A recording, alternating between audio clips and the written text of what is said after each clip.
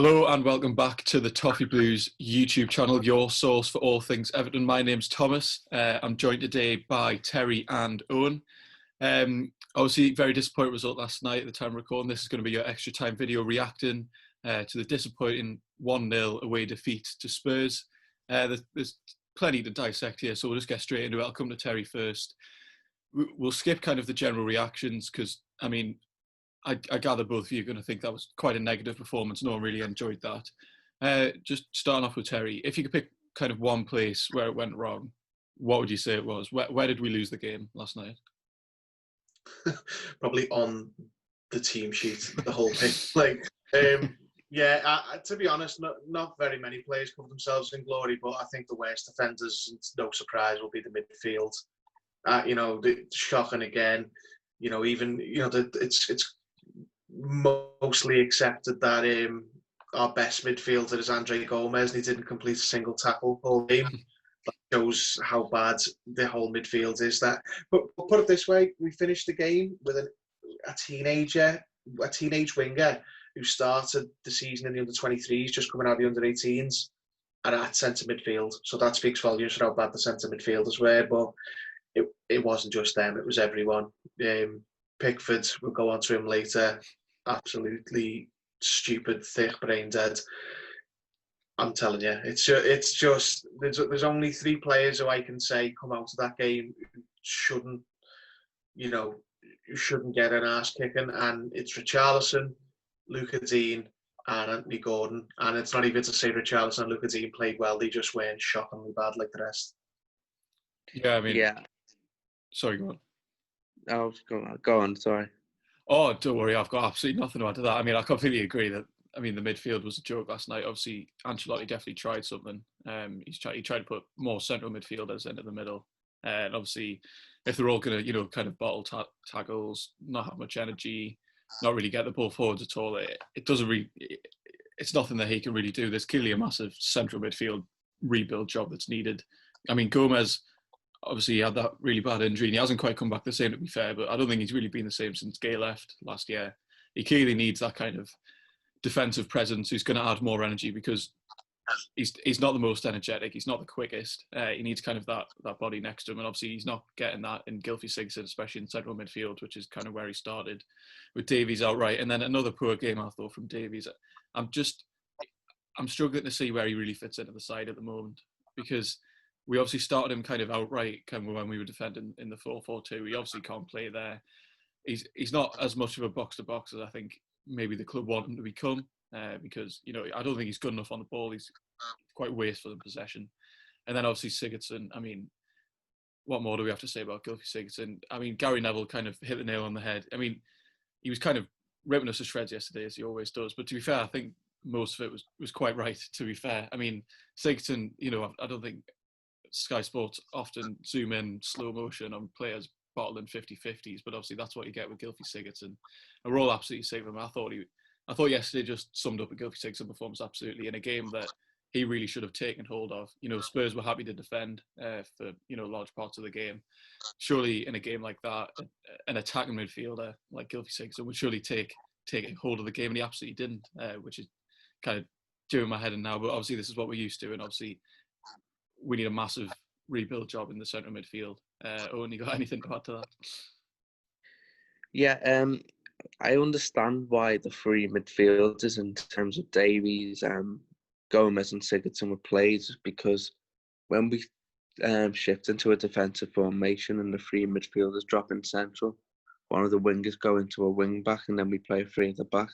It suits them 3 midfielders more to play there than it would when Anthony Gordon comes in there, because obviously Anthony Gordon's a winger, not a midfielder.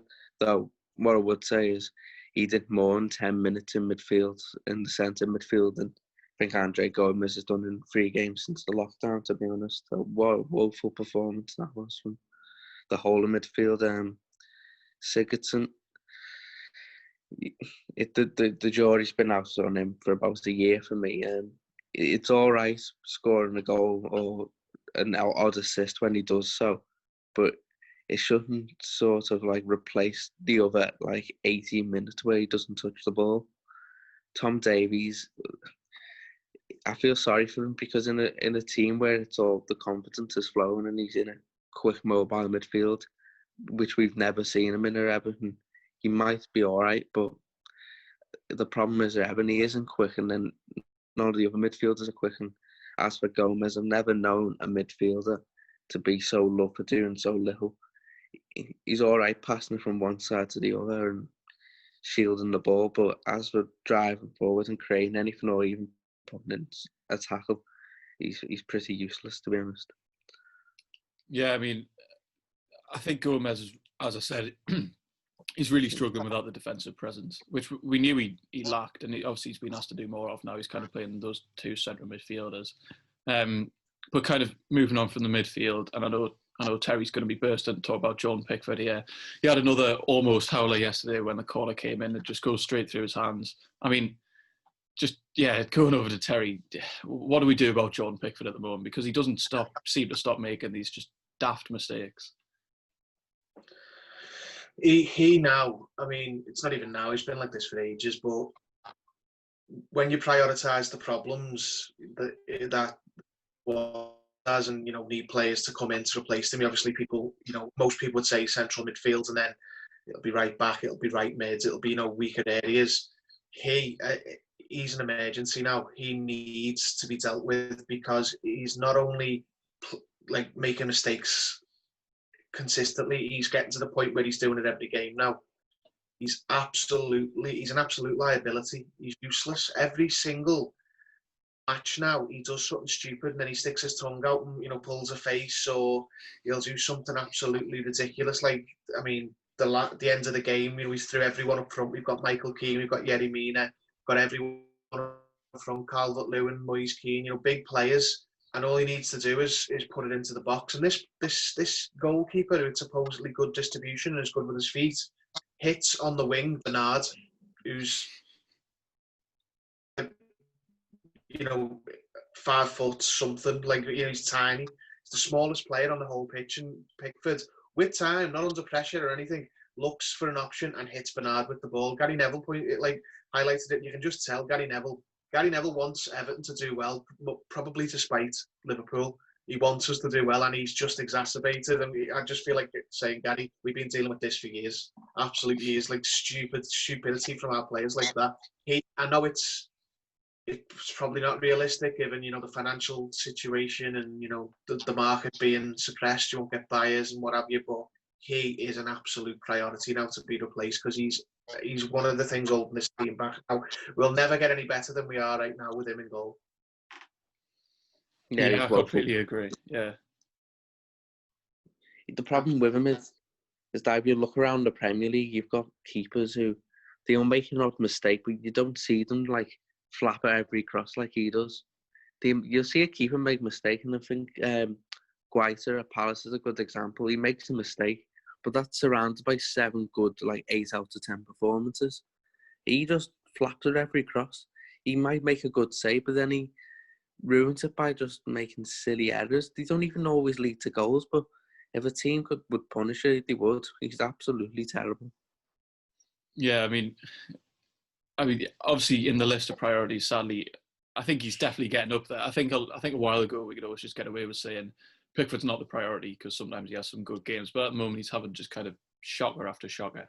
And then I think it's clear Terry wants a new goalkeeper potentially in the summer or after. Owen, just coming to you from that game alone, kind of standalone, what would you say is the one position in the summer we would need to just go and strengthen? If it's not Jordan Pickford, who else would it be?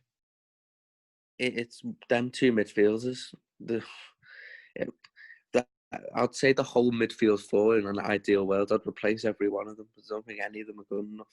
But if I had to make a specific, it'd be Gomez at Sigurdsson's position because I don't think either of them are quick enough or can tackle. Yeah, definitely. We've kind of just lost all defensive presence. Obviously, one day maybe Gbamin will come back and he might play for us, and maybe he'll be that defensive, maybe energetic presence that we need. But until then, we know Delph's obviously never going to stop being injured either, and I don't really want to see Delph play for Everton again. I think his attitude's just a bit of a joke, to be fair. I can't stand him when he plays, or off the pitch, to be fair. And I always thought for the longest time we needed a right winger. just to add more creativity and energy. But to be fair, after yesterday's central midfield performance, I don't understand how we can't strengthen that position, especially if, as we know, finances are tight in the summer and we've got to pick one or two positions where we can't be making marquee signings, but someone has to come in. If we're not looking to strengthen central midfield, I don't really know what's going on with the club's transfer strategy, to be fair, because I don't understand. And I don't think Ancelotti will be looking at that and thinking, that midfield's fine, we can just move on to other places. I believe that he knows it's wrong. And he won't be happy, I'll imagine, because he can't implement because obviously he tried something tactically yesterday where he tried to put more central midfielders, into the middle, and he saw that it absolutely didn't work. And that was kind of in a bid to kind of not be overrun by Spurs' central midfield in what was a crucial game. We were same points as Spurs, I think, and then we were a couple of points off Arsenal. A win there would have, put us massively towards Europe, the Europa League especially. Terry, how unlikely is European football now, do you think? I mean, a lot can change with these quick-fire games, but I wrote it off completely. It was a long shot before last night because it's not in our hands. You're relying on other teams to drop points. But you never know. Like Man City lost to Southampton. You just don't know. I'm at the point now though where I'm like, you know what? We'd be frauds if we did get into it, because how can you get into European football with midfielders like that? I think that if we get in there, and I'm not usually of this opinion because I want Everton to be in Europe regardless, no matter what. But at this point, with the delayed season and the no pre-season, it might actually in this scenario be more harmful, because you might, the club might look at players like Sigurdsson and turn around and go, it's worth keeping him for the European games. When I think the clear run at it next season for Ancelotti might be the way to go, considering the change in calendar, the change in format. It might not be the best thing for the club as a business. I don't know. I could be wrong, but it's just. It's a fantasy. We're not good enough to play in Europe. We're just not. If you look at the teams around us, Spurs were begging us to beat them yesterday. They were that bad, and we couldn't even create a decent chance against them. Like they must have been made up that we'd rolled into town, because we just we haven't got half an hour's chance. But no chance, absolutely no chance. But it's not about that. Last night didn't tell us anything we didn't know. Let's be honest. We don't play. We don't turn up for the games where there's big pressure, or most of the players don't. When there's something on the game, the players just put in performances like that. And when we go to away ground, it doesn't matter. You could have Spurs could have 22 injuries and put their kids out, put their women's team out. Everton would conspire to not turn up and not perform on the night. So it as I say, nothing we didn't already know. Ancelotti will have not been shocked by that. He knows what some of these players aren't good enough and need replacing. And got to be said as well, some of the players who are more popular, I think the bloom's off the rose now for the Bernards and the Andre Gomez's. Like when they came in, it was under a sort of, the club and the supporters had just come out from a massive letdown season under Koeman and then Allardyce, where we'd had Wayne Rooney in centre midfield all year and what have you. So and Balassi and what have you out wide, and Nias getting games and Martina at left back. So when Gomez, Dean, Bernard and everyone come in, Gomez and Bernard, they didn't contribute very much, but they were good footballers. They looked nice on the eye. Bernard can drop his shoulder. Gomez can shield the ball and throw it, 40 yards to the other wing. It was a refreshing uptick in style. But now that we're, 18 months, 2 years removed from that, you now want a little bit more from them, and they're not producing it. So I don't think anyone apart from the two front men and the left back are safe, and Anthony Gordon now are safe in the summer. We're not going to get 10 players in the summer, but now, that centre midfield, any centre midfielder we buy is an immediate starter now. Jean-Paul Gbamin, if he best be Patrick Vieira or Roy Keane, because he's not going to save that midfield by himself. He needs help when he gets to play. Yeah, what I would say about Europe is I think now that win for Spurs last night means it's between the current four, from 7th to 10th. So you're looking at Spurs, Arsenal, Burnley and Sheffield United. I think you're looking at one of them. I think we're too far gone now in terms of points. I know we've got Bournemouth and Villa and Southampton and Owen, which is the games we normally win. But I just think it's too far gone, and I think them other teams have better fixtures either than us. So I think it's too far gone, and I would also agree that it's probably in our best interest if we don't play in it next season, because I just think it'll cause more issues than Yeah. We're not ready. We're just not ready as a squad and as a club. No, especially with kind of the injuries that we keep getting. You know, if we've got Delph, Gabam and Walcott injured, that's already kind of a thin squad. And then we'd have to go and play on Thursday nights, and then potentially a more busy Premier League schedule if the season starts later or whenever it starts, because I don't know if that's been officially announced yet. And then we could go on to talk about kind of the mentality and how we always bottle away games, but I feel that it's kind of always the same. Ancelotti kind of knows the task he's got ahead of him. I mean, you look at the games he's lost; they're all mainly away to, you know, the Sky Six or whatever we want to call them, which we know has been a problem for years. But kind of move away from the negative. Obviously, the majority of yesterday was negative. In terms of positives, as we've already kind of mentioned, Anthony Gordon through the middle and out wide when he was told to play out there when he came on.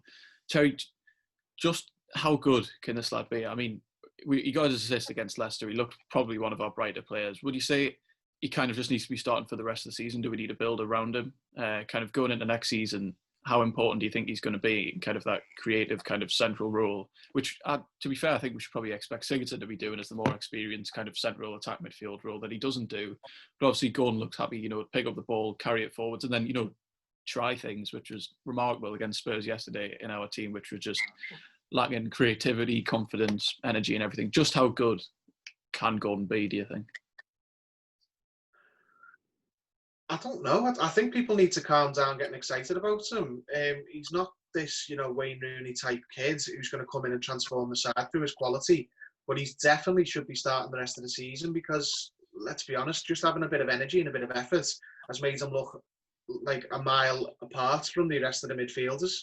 Like, I think people are sucked into this. We did it with Tom Davies and, you know, we've done it with other players in the past. I think people are getting a little bit too eager, like, oh, get Anthony Gordon, he's going to be amazing. He could be a good player. I think he will be a good player, but I think people need to just calm down a bit. He should be playing. He's proved enough already to show he belongs in the first team and he belongs in among that mix. And if his competition is Iwobi, Bernard, Walcott, Sigurdsson for these positions, for these spots in the team, then, you know, he's got to play because injuries permitting, I don't think I'd like to see Sigurdsson play again for the kickoff. I know realistically, you know, we're going to have to because the centre midfield, you know, Carlo can't put in centre midfielders that don't exist. He hasn't got them. You know, I never thought I'd ever miss Fabian Delph, but I would have had him playing last night.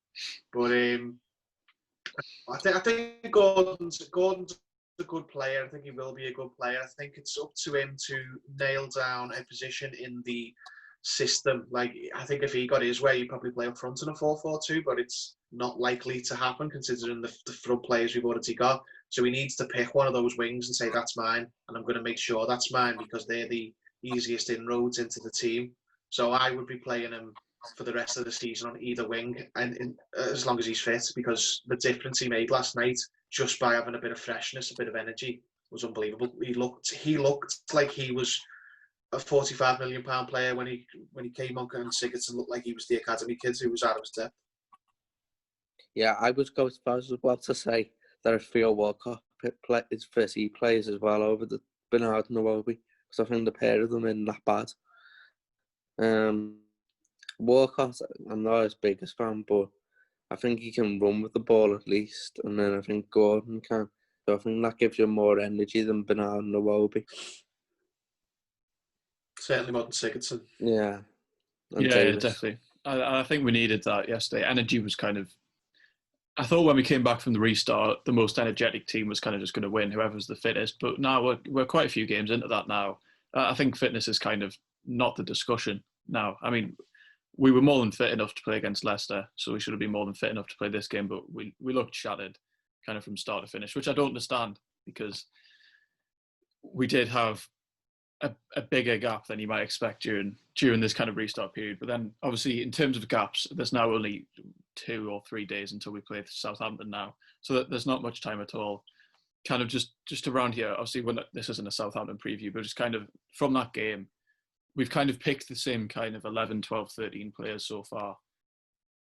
Is the Southampton game, do you think, and I'll leave this open to you, is this now the time to make changes now, see who's run some players out, get them fit, see who kind of works in the system that we might not have seen before? Do you think this is possibly just it now? Europe's probably out the window. You know, we can try things now, we can risk things and see potentially who we don't have to offload in the summer, who can just stay around as a squad player, or, you know, what do we do for the rest of the season now? I don't think Ancelotti will go for that, because I think he just wants to get points on the board. I think it'll look better for him if he gets 50 plus points than it would to play a few youngsters.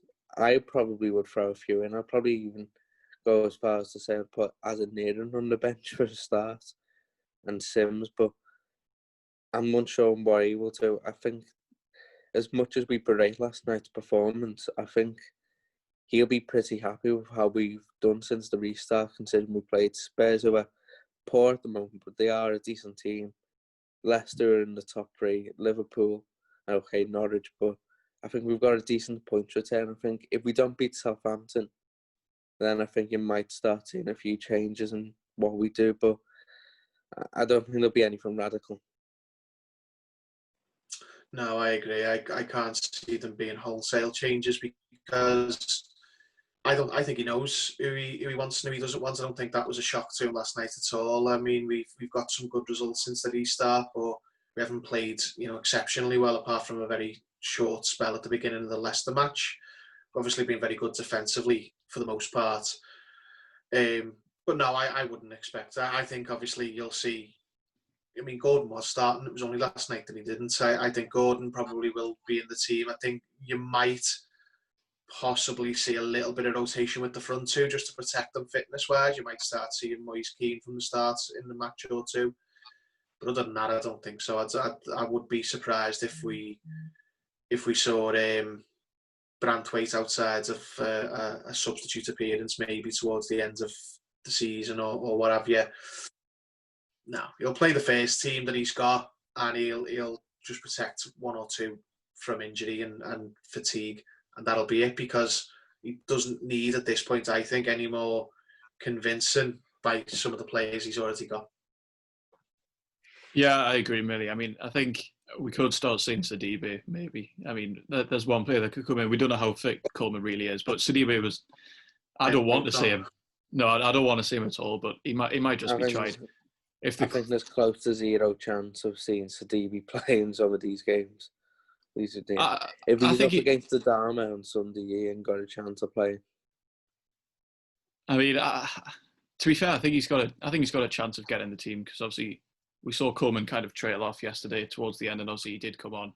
He does look like a bull in the china shop though when he runs forwards. But the club, you never know. They might want to see what he can do. I don't think we're going to make his transfer permanent. I think that's pretty much agreed now. The jury is no longer out on Sidibe. It's back in. I think the verdict is guilty. There's no way. I mean, I'd just like to see him trap a ball and not ever go out for a throw-in. How many times has he done that? I mean, I swear to God. I mean, we could see him on the right midfield to give us that, wide balance, and Sidibe on the right and Gordon on the left might be something we see, considering how bad Iwobi was. But I think if Coleman's fit, I can't see. I think Carlo's made his decision that Coleman's is right back until he gets a new one. So I think Sidibe, next time you see him, might be the last time. Yeah, I mainly agree. So there you have it. That's our extra time video on the Spurs game. Massively disappointing. Maybe a lost chance to Europe, which might not be the worst thing considering fitness and fixture pile up next season. So thanks Owen and Terry for joining me. Be sure to check out their social media and all our social media in the description. Moving on to Southampton now, let's hope for a better result. Let's hope for a good kind of string of results now towards the end of the season. See if we can sneak into Europe. We probably won't, but it would be good to finish on a high, really, and then just get next season started with hopefully fans back in the stadium. So thank you very much for watching, and goodbye.